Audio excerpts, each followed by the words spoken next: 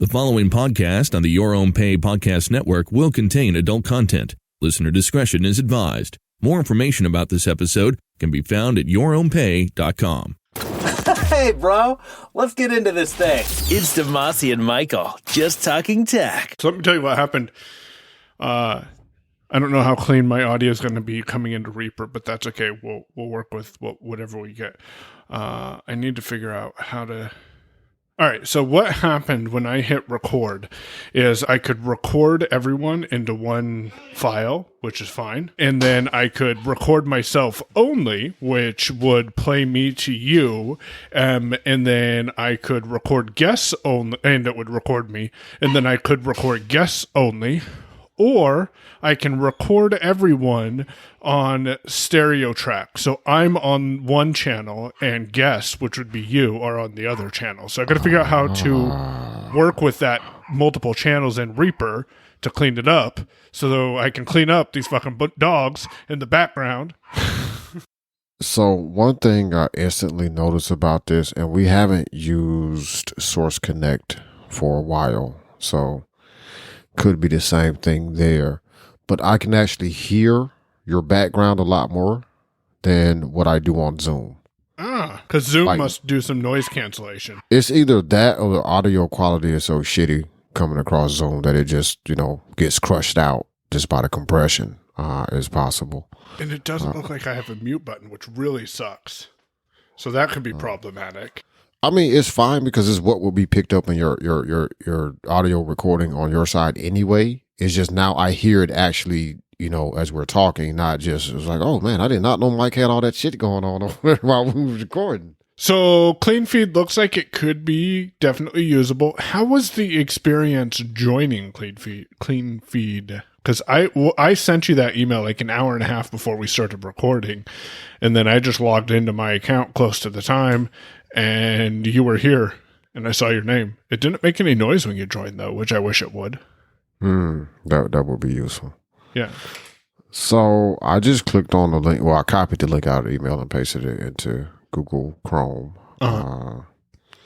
And when it launched, I had to click a button that said Start. Okay. But you didn't have to create an account or anything. No. Sweet. Yeah, it has some options like for me to set my default sources. I just said use the computer default. Yeah. And you're in Chrome or Safari? I am in Chrome. Okay. Is Chrome your default browser on your M1 now? No, I just copied the link and pasted it into Chrome because I figured it probably wouldn't work in Safari. Right. Yeah.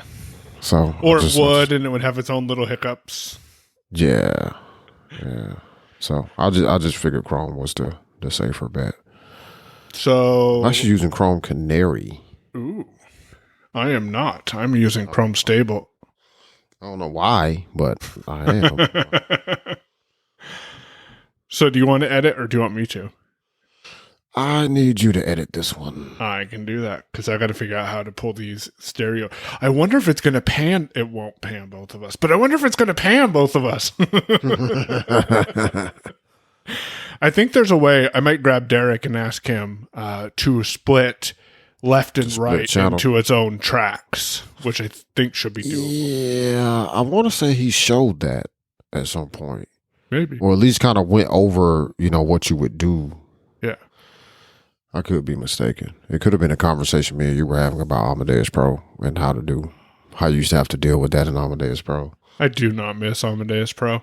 It was awesome when I first started using it. It was one of the greatest Mac apps that I discovered that I didn't know anything about, that had never heard anybody, ranting and raving about it, like Audio Hijack or something.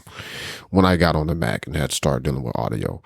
Once I learned how to use it, I quickly ran into the limitations. And then once I got into Reaper, honestly, because I didn't like Logic just because, one, it used to make my machine just dog slow, like it just killed it. It just sit down on the processor and like, yeah, bitch, I own you today. So once I got into Reaper, it's like, oh man, this is where it's at. Right. So I am still using 2 cables coming out of my microphone. I promise one of these days I will conquer this challenge that I have found myself, because right now it would be nice to be able to just reach over here, hit the button that says mute, and be muted. Nope, you can still hear me because I'm going to USB, but if I was going through the board, I would be muted. Been playing with that on Clubhouse, though. Yesterday, I got super bored, and so I just opened a Clubhouse room, right? Made it public to everyone, grabbed some YouTube videos, put them in a playlist, opened Firefox with that playlist, because I've been using YouTube with Firefox, although I think I'm just going to kill Firefox, but that's besides the point. And then started streaming the YouTube music into Clubhouse using the Headset Buddy, not sponsored by AT Guys, but you can pick it up at atguys.com. And I just started playing music in there, and then I just got up and walked away from the board and everything. And someone texted me, they go, "Hey, just so you know, your music's a little hot." And I'm like, yeah, I'm not there. But I was bored, if you couldn't tell. Well, fun experiment. I don't know how copyright works with that. Like, you know what I mean? Because technically, you should have to pay licensing for that. But technically, they got to catch you doing it because it's not like it's recorded. So yes. Once it's over, it's over. Yeah, yeah. And I just admitted that I was playing music in Clubhouse. I'm okay with that. There was a YouTube video of some music that was in a playlist. Yeah. That was publicly available. Right. That was just being streamed for testing purposes of audio routing inside of a free application where no one was actually being charged any money, making any money, or even donating any money. But I appreciate the 5 new followers from that experiment. Yeah, they're going to come after your followers. You got to give us all those followers you got. Yep, you can have my followers. I hate to tell you guys, if you're listening, although I did have an idea, Damashe. I thought about grabbing some of, like, maybe DM69 and streaming that into Clubhouse and letting people come in and out and listen to it and consume it. If one person listens to it, then that's cool. If no people listens to it, well, it was a tried experiment. So I might poke around with that a little bit and, see if we can get some more listeners. Would be interesting. Yeah, it would be. So if you're hearing this in Clubhouse, give me a follow. Oh, man, there he goes with the lingo. Yeah. The question was, have we got any funny or embarrassing travel stories? I was flying back from one of the CSUN technology conferences, and a person got in beside me, a lady. She was all on for a big chat. I was not all on for a big chat. And I said, I difficult for me English because I not... So I pretend. So that was fine. She stopped talking. And an hour or so into the flight, the drinks trolley came round. Oh my God, yeah, now you're trapped. And the air hostess says, "Can I get you?" And I said, "Could I have a Carlsberg, please?" In my Irish accent. Subscribe to Blind Guys Chat wherever you get your podcast. Always read the label, may cause hysteria. Terms and conditions do not apply. So what's new with you? I have a new toy coming later this week that we can talk about. Man, so today, as we're recording, it is May, what is today's date? May 11th? 8th. Man, what the hell am I? May 8th. But we publish on the 11th, so that was good. There we go. See. I don't know, man. Today was interesting. I got up, cut the grass, which I won't do again. I thought you were outsourcing that. Yeah, I hadn't gotten there yet, man. All the people who cut grass apparently, like, stopped cutting grass or something. Because, like, everybody has went poof in that whole little industry. Like, people over here are buying their own lawnmowers and crap. But cut the grass, a thing that I will not do again on a day that I'm planning on recording. Because it has really whipped up my allergies. Yeah. In a very bad way. But I cut the grass. Got a hell of a workout in, though. That's good. Did you track your workout on your Apple Watch? I did. Also listened to a podcast while I was cutting the grass on the Apple Watch with some wireless headphones. Using Overcast. Yep. It was amazing. I think I'm mad at Overcast. Go ahead, finish with what you were saying. We can talk about that in a minute. What's it? Oh, the kids got water guns, like actual water guns. Ooh. Like the ones who got to fill up the tanks, the super soakers? Yeah. Man, those are fun. So run around and play with those for a little while. And I cut my hair today. You cut your hair or Tia cut your hair? She started and took off like the top couple of inches, and then I finished it up. Huh, okay. Because I tried cutting my hair once. It turned into a disaster. Yeah. Was not the best experience. Ended up getting it shaved all the way off. There's pictures on my Facebook somewhere. I don't know where. So I have noticed a weird thing with my watch battery, and I've only noticed it since I switched over to Overcast, and I'm not sure if it's Overcast or not. So I took the Overcast app off of my watch, and it may be that I haven't customized any syncing, and it's always syncing or something. But I was lucky if I got 12, 13 hours out of my Apple Watch battery, and it was driving me crazy because I would have to charge it twice a day. I think I've fixed it. I will see, because I haven't had to charge it all day today, but it really wasn't doing much today. We went to Costco and Costco. But we didn't buy any electronics. We went to Costco, and then that was really about all I did. I spent some time over on Discord, but my watch now has like 56%, and I charged it this morning. So hopefully it'll last a little longer. Maybe I'm just getting frustrated, because how long can you get out of your watch? Typically I will get about a day. So I charged it to 100% today as I was getting in the shower. Well, while I was in the shower, after cutting the grass. And cutting my hair. So I should not have to charge my watch again until maybe tomorrow evening. Possibly Monday, but possibly Monday morning. Yeah. See, and I make sure, because I use what's that feature called? Sleep time, I think is what it's called. Yeah, I know what you're talking about. Yeah, so if it's below 30%, it tells you to charge your watch, so that way it will make sure to wake you up, because I use that to wake me up in the morning. So I'll probably charge it hopefully tomorrow afternoon, and if so, then that means things are back to normal. But it used to be that I'd have to charge it at like 10 or 11 in the morning, and then I would be charging it again at 7 or 8 at night there for a little bit. So no, see that's an issue. Are you on beta for Overcast? Nope. Or the Ooh, am I on beta for Overcast? I might very well be.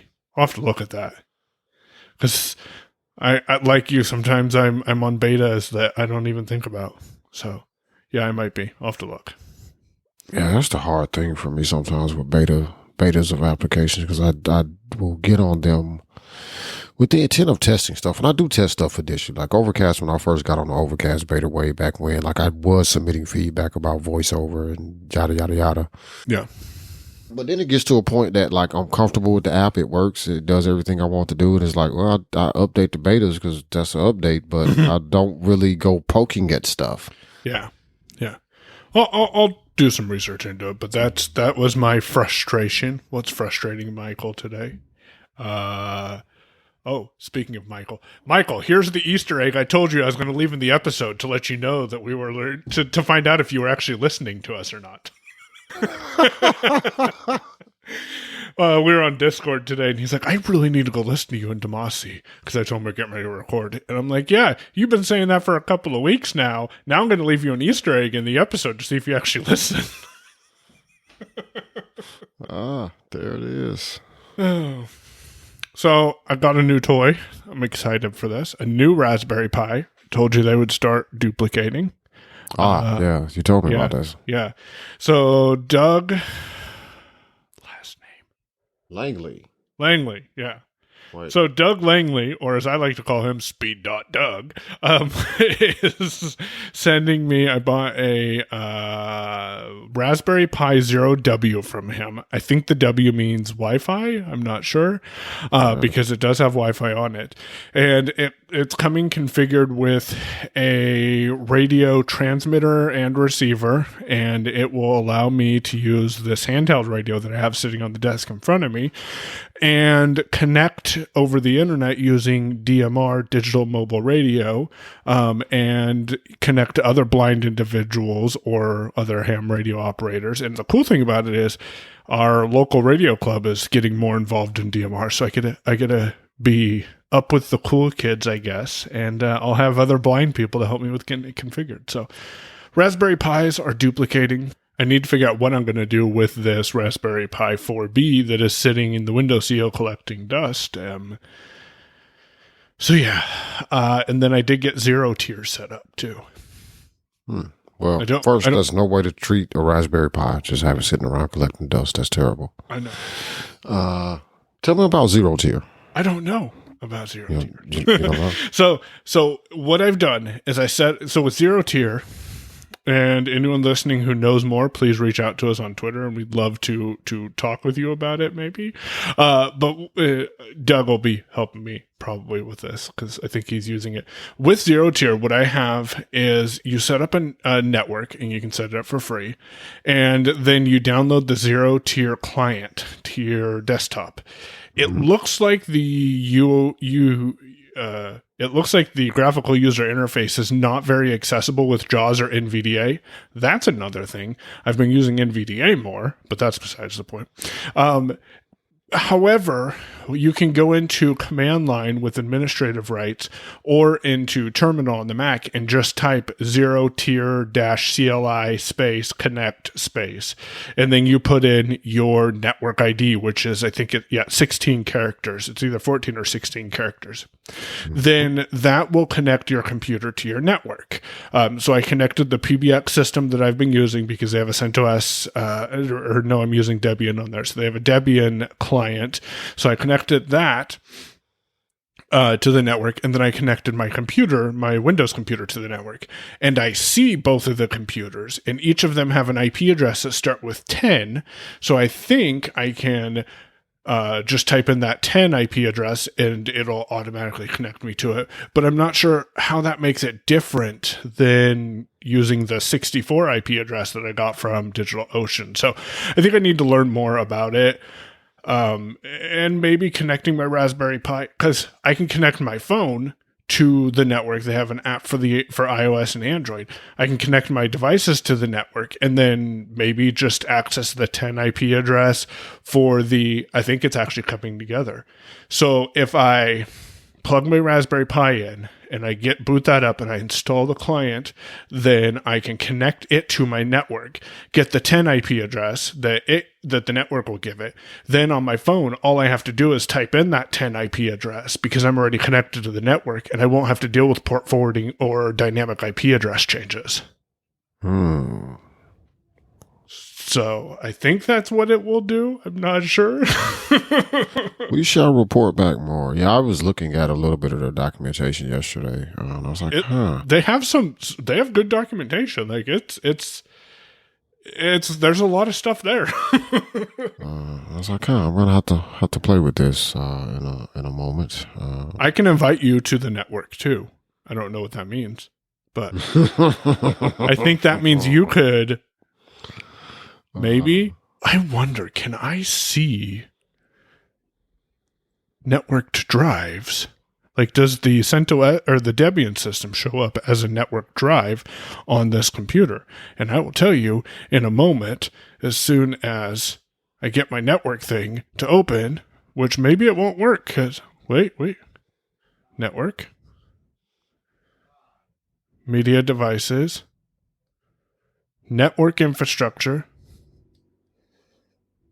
Wait, that's weird. Huh.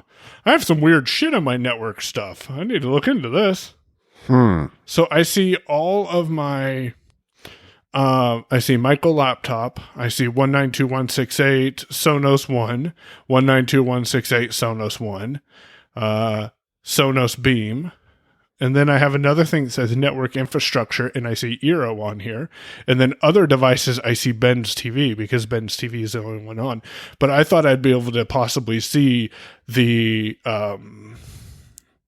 PBX system in my networked drives, but maybe I have to make some changes. So we will report back on that, because it is something new.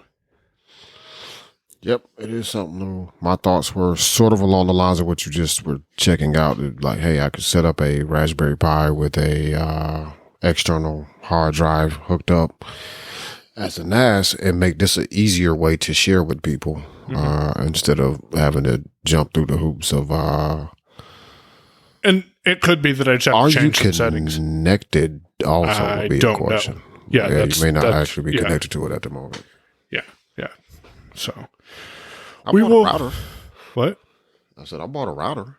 What kind of router did you end up getting? Just a regular, plain old. All it does is route. No Where did you buy Wi-Fi it from? included. Are you waiting for it to come in the mail, or do you have it? No, I'm waiting for it to come. I bought it on Amazon. It was a TP Link, Of course. TL something, but it's just a router. Huh. It does no Wi-Fi, no nothing. It just routes traffic. No Wi-Fi, just. And you want to share with the listeners why you bought that router? Sure. The interesting thing about this particular router is it does give you the ability to kind of bond your ports. So if you had more than one internet connection, you could bond them across, multiple ports.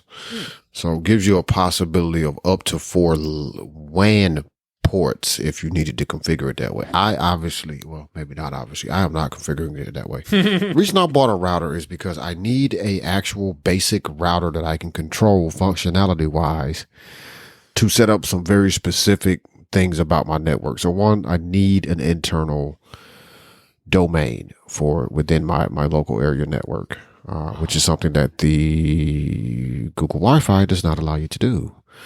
They don't let you do that. You can set up your IP, what you want your IP range to be, but you can't say, I want, my family to be how I get this stuff. So when I want to go to the printer interface, I type in printer.myfamily or printer@.family. Yeah, like you can't do that. I need to be able to do that.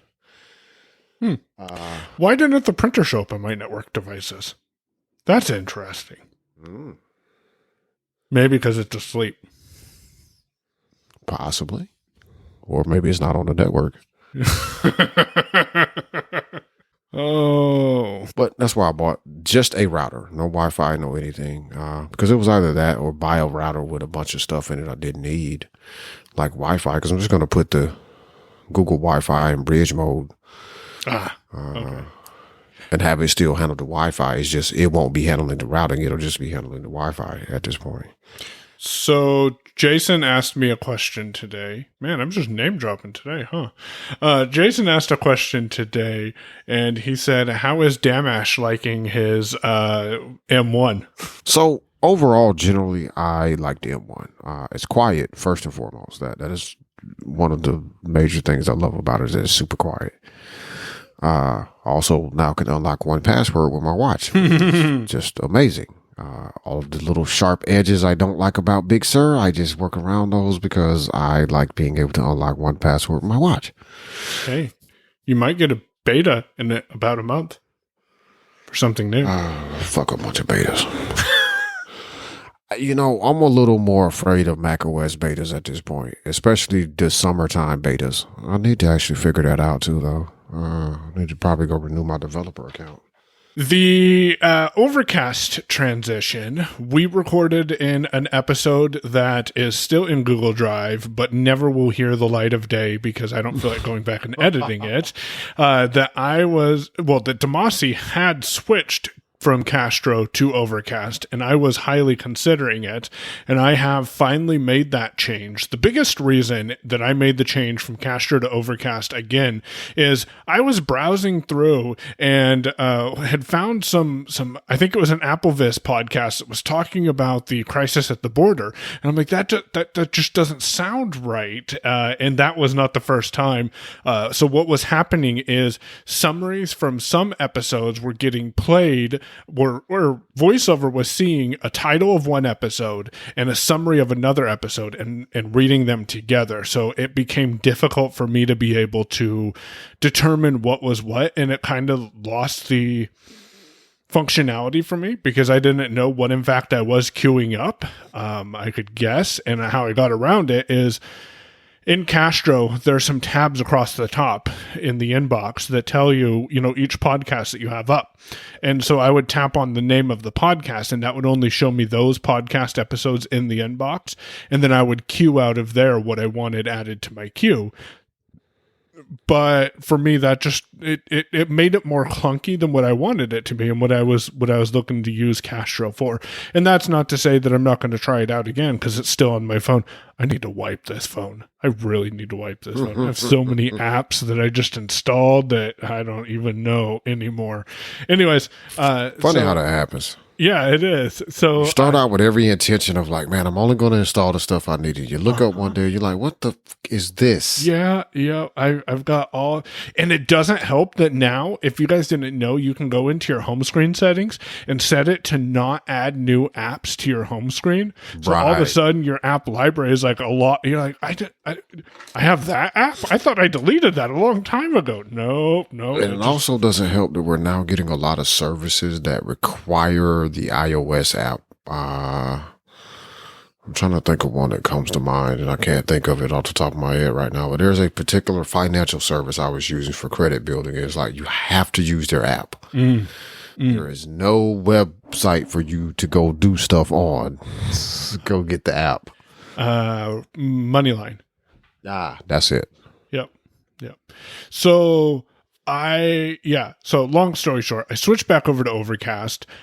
I'm liking it. I'm really liking it. It is an interesting experience. Now, what I am doing with Overcast might not be what you're doing. So I am curious, Damashe, real quick, my workflow is in Overcast. I have a playlist that says all episodes, I think is what it shows. It's the default playlist. And I go in, and with Kelly and Co., I'll flick up twice. By the way, Marco, is there a way we can clear that episode a little faster than that? Anyways, that's me being nitpicky. I flick up twice because the first one is drag, which drag and drop does work in Overcast. And I delete the episodes for Kelly and Company that are the segment episodes, because I usually want to listen to the whole show. And then I just hit play anywhere in the playlist. I went into settings and changed it to where on tap it will play the episode versus show you that menu, because when I tap an episode, I want to listen to it most of the time.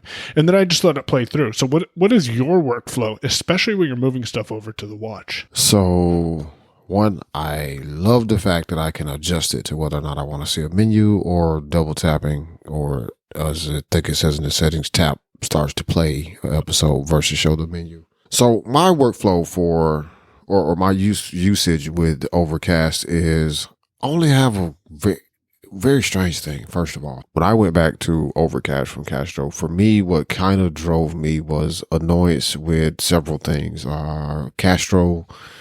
Overcast seems to update faster when new episodes are published. There are times where I would go on Castro a day after a new episode of a specific show was out, and I would have to pull the refresh in order to see the new episode that I knew was there, because these guys always publish their show at the same time. They're not us. They publish their show at the same time every week. I was literally going to throw that joke in there, but you got to it for me. So that was annoying. There are a couple of little nitpicky things I can't remember now, but all of them added up to just be too much of a pain. So I went back to Overcast.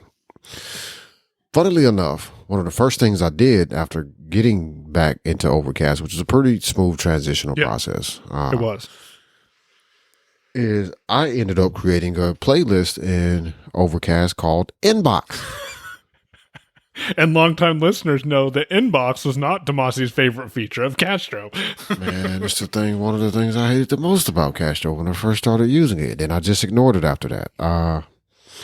But the reason I created this in Overcast was not to try to duplicate the functionality of Castro, but because I checked out the new Watch app for Overcast, I was like, oh, this is pretty nice. But apparently I have to, and if anybody knows different, please let us know. But the only way that I know to get episodes over to my watch is to have them on a playlist that I select will be the playlist that syncs with my watch. So I created one called Inbox. It's like anything I throw in there, I want to be on the watch too, which has been great. Outside of that playlist, I need to spend some time figuring out or relearning how to use the smart playlists, because I haven't used them in such a long time. And I really didn't use playlists at all in my prior life with Overcast, other than just to test out, hey, make sure everything worked. And it's like, oh, okay, this does work. Cool. But other than that, like Inbox is the only playlist I have. Everything else, I just play it as, require. Like I just finished going through a lot of the DTNS episodes from last week, or this past week, this week that I hadn't listened to. So you go into each show and play them from there? Yeah, that is pretty much what I do. Unless I know I want it on the watch. Yeah. And then I'll add it to the inbox and I'll just play it out of that. And how does that process work? Do you double tap and hold on an episode, or is it in the actions rotor? I just go to the Q action in the rotor and double tap there, and then you hit the Q, and then it'll show add to up next or play next or whatever it says, or add to, and then it'll show you a list of your playlists. Oh, okay. So I will play with those, and we'll report back on our experimentation with Castro, or with Overcast from Castro. I do like how they have gotten how he, I say they, but how he has gotten drag to work. I don't know if you played with that, but it uses the voiceover drag action, so you can drag and then drop an item before, after, or apparently onto an item. Not quite sure how that one would work out, but it's like it makes them both play at the same time. Speaking of both playing at the same time, I found the answer to our question.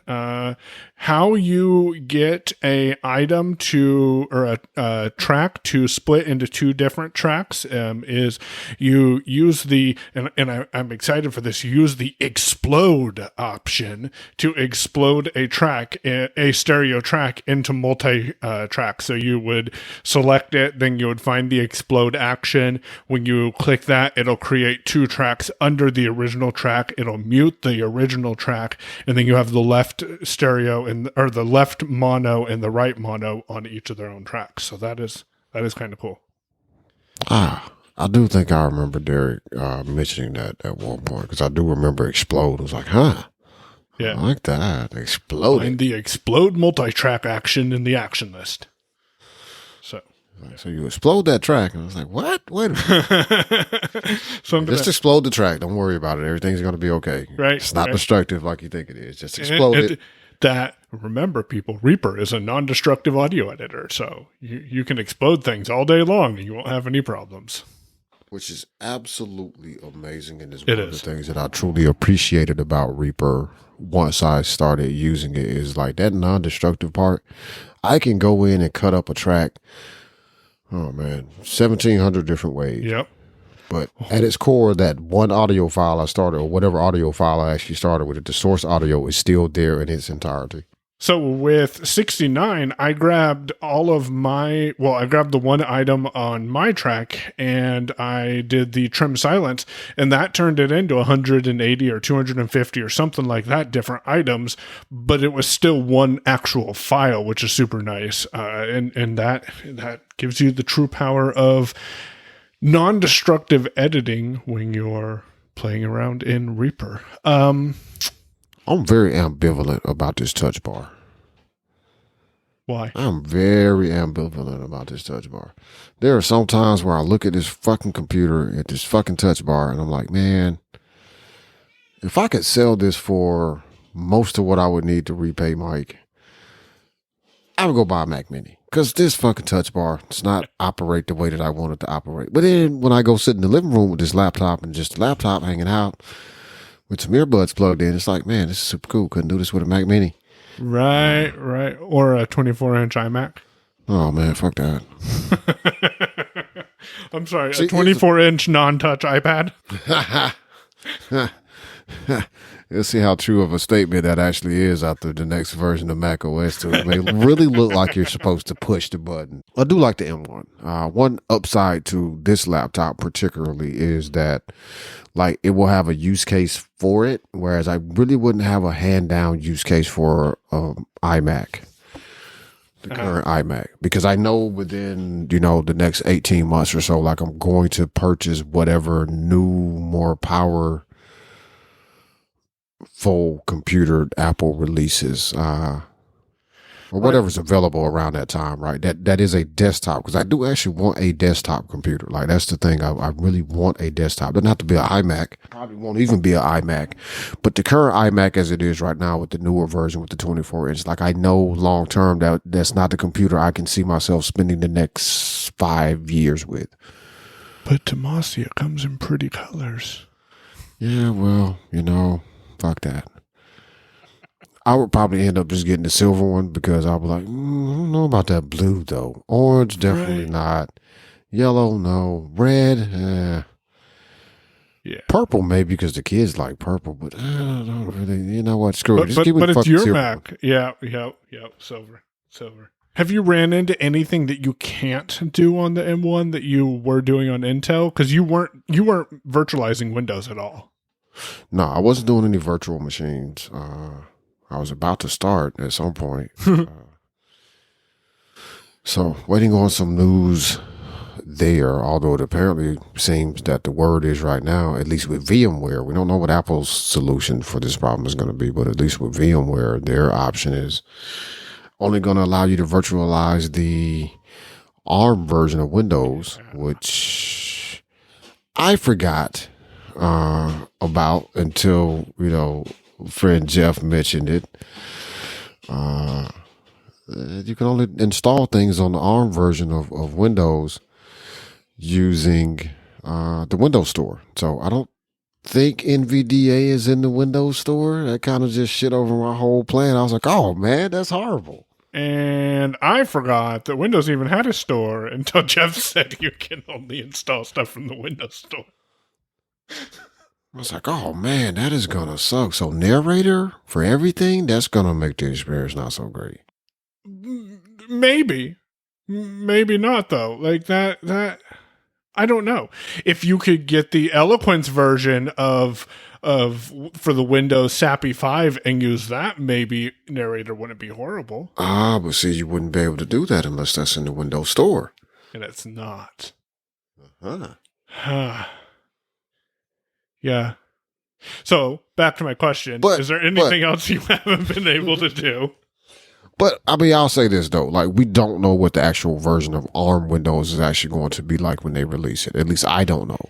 I mean, maybe, someone knows for sure, but maybe I don't know. Like, so they could remove those restrictions. Those restrictions and the expectations of those restrictions for Windows on ARM come from their Windows on ARM tablets that they release, the Windows RT or Surface RT or whatever the hell they were.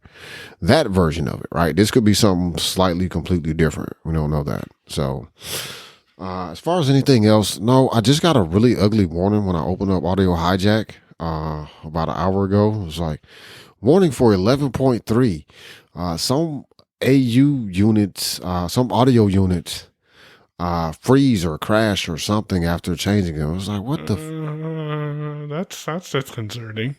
Fortunately, I'm not relying on any audio units in here. Yeah. So wait, are you recording in Audio Hijack too? No, I am just recording in Reaper. Okay. Yeah, I saw that and I was like, oh shit. And then you mentioned Reaper and I was like, well, let me go actually record in Reaper anyway because I need to start spending time here. I am running the beta version. Maybe I should have been recording Audio Hijack. Because I forgot that I'm actually running the beta version of Reaper compiled for Apple M1 or Apple Silicon or what the fuck ever. So I'm not running the regular Intel version of emulation. I'm running a version that is compiled specifically for ARM. Well, maybe CleanFeed will do us well, and we don't even have to worry about using your file, hopefully. Because theoretically, what it's doing, and I'm not sure how this is working, but you can hit save because it tells you to save your file periodically.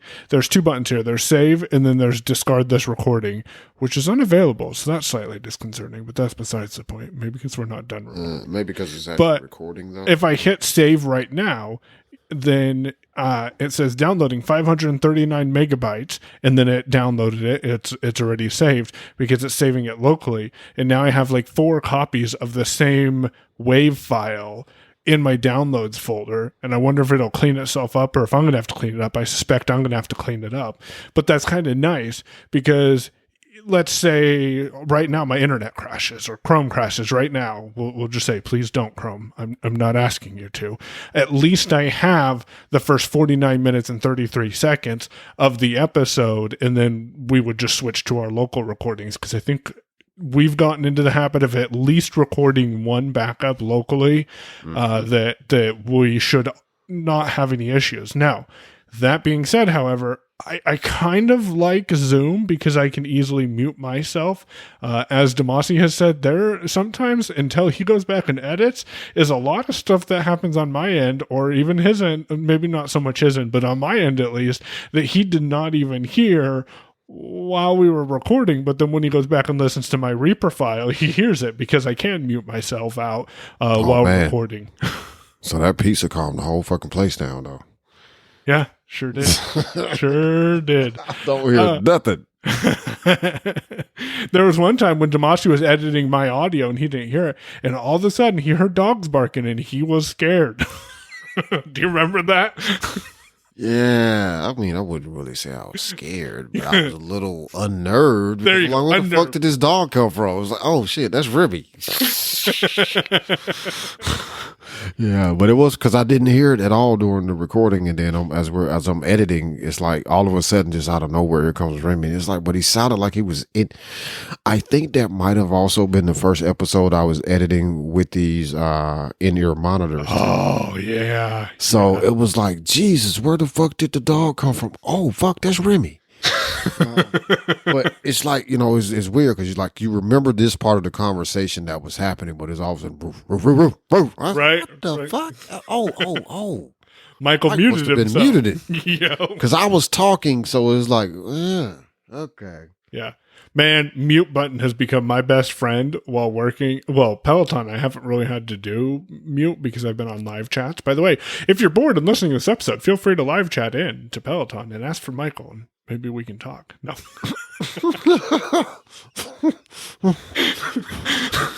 See, I would have taken a totally different tack with that. If you're stuck in a freaking live chat right now, it's good that you're listening to us.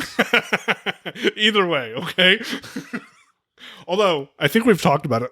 Live chat has become my favorite communication with customer service lately because I can do other things. It's quick.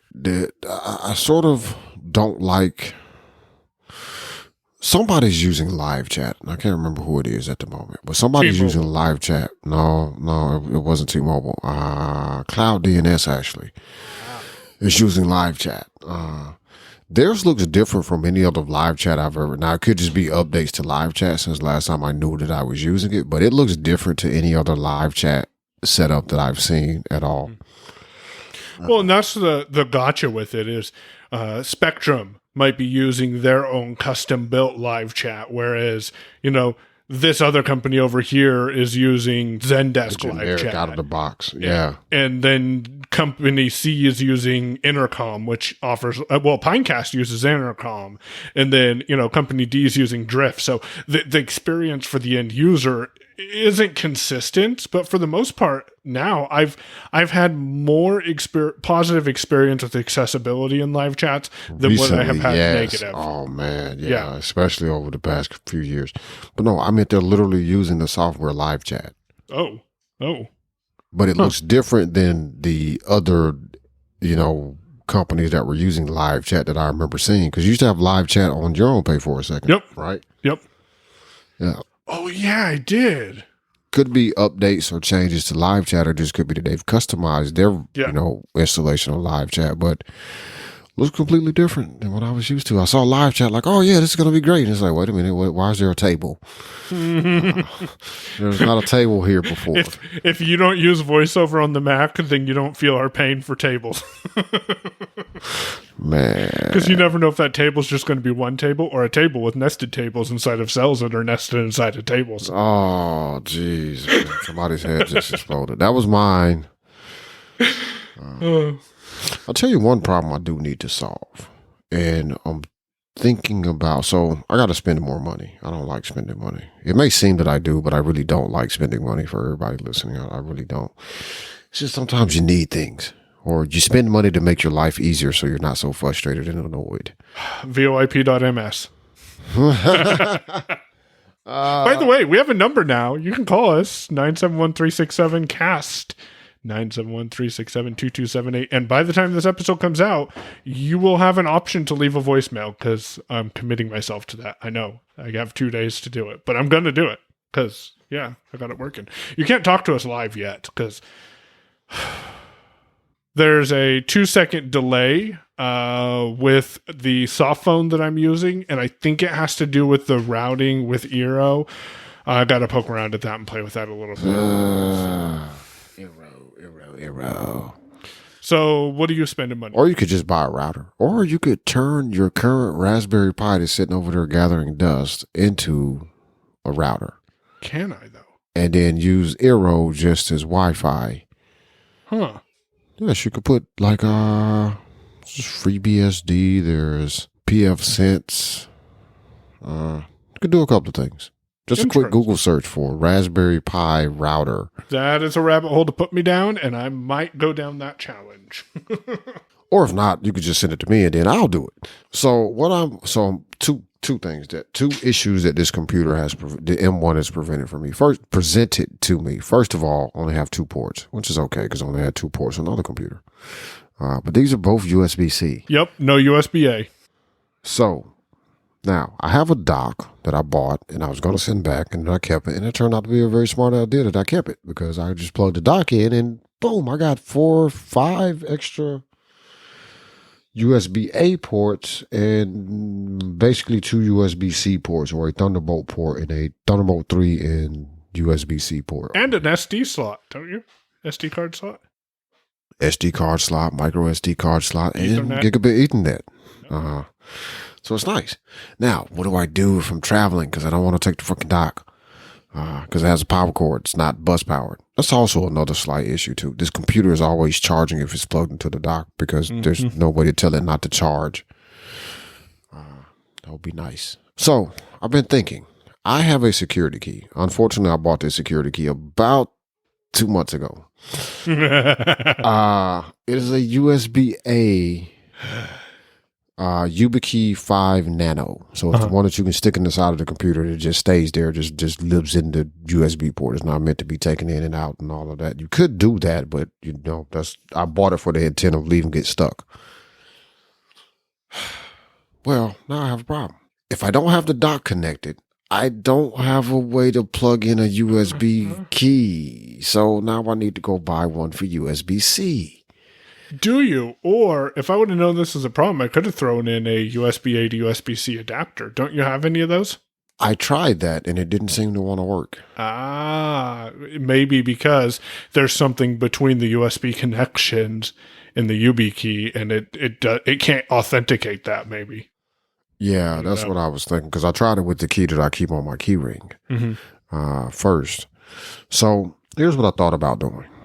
I thought about just going and buy the YubiKey 5C Nano, which is a USB-C, just USB-C version of the same thing that I have sticking in this dock at the moment. I don't know what I'll do with the USB-A key. I'll do something with it though. Or option 2 was to buy the Lightning / USB-C YubiKey and just keep that on my key ring, and then I can plug it into a phone or into a tablet or a phone or a computer or whatever. Yeah. I think you're better off with the Lightning one. I thought about that. Because then it gives you the flexibility of using YubiKey on your phone, whereas if you went and bought just a USB-C one that stays in the computer, you still only have access to it on your computer devices and Android phone. Yeah, but see, the one I have now on my key ring currently is a USB-A and NFC, so I use it with the iPhone with NFC. Wouldn't work on the iPad, but I don't have an iPad, so it doesn't matter at the moment. Yeah, and the iPad would just be USB-C anyways, now, pretty much. Only the Pro models. Did they put USB-C in the Air? I don't 2, 3, think 4, whatever so. the hell version Maybe. it is? I don't remember. Yeah, I don't know. Either. So I'm debating about what to do about that. Major first world problem, I know. Right. We'll see what you end up with, because you got to have YubiKey, especially when you're traveling. Because right now it's not that big of a problem unless you're in the living room and you want to log into something. Yeah, but usually there's also, usually there are some instances where I wouldn't be able to log in unless I had a YubiKey that was working. But yeah, usually I can also fall back to like a two-factor application or something. Like with Google, you can always say choose another option, or Stripe, you can say choose another option. But yeah, I was specifically thinking about it like if I travel, let's say we get back to the point where the library is open, I want to go just sit in the library with my MacBook because I can do that because I don't have to worry about taking a charger because it has ridiculous battery life. Might want to go do that. Then I would kind of need one. Yeah. I don't want to buy a portable dock, which is one potential solution, but I don't really want to do that. I don't want to buy a portable dock, not without selling the one that's sitting right here now. Well, that's just one other thing to carry around. Right. And it's not as small as a new YubiKey. And I bet a YubiKey's cheaper, too, than a portable dock. Hell of a lot cheaper. What, $50? Well, no. If I just got a USB-C dock, but no, YubiKey will be cheaper. I don't know. Most likely I'm going to go with the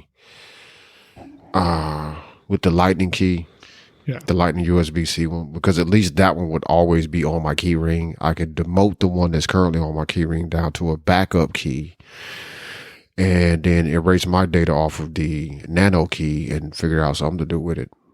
So what the resale value would be. You might have talked about this. Can you easily duplicate keys? No.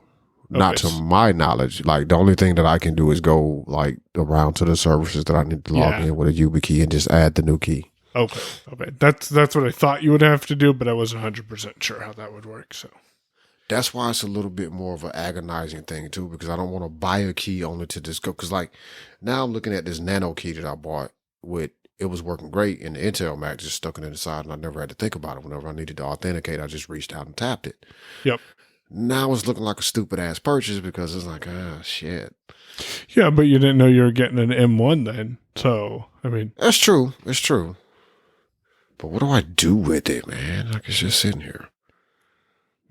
Give it to the kids. Make them use it for something. No, they'd eat it.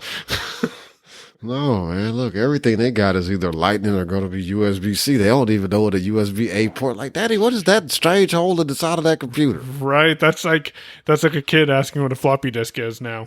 Right. Or a CD. What is this? Yeah. Or DVD. You put that in the TV and it plays a movie? Yeah. I just hit the Disney Plus now and it plays a movie. It's like, right? Yeah. Yeah, so have it. What's happening is Disney Plus is actually putting one of these in their dolls.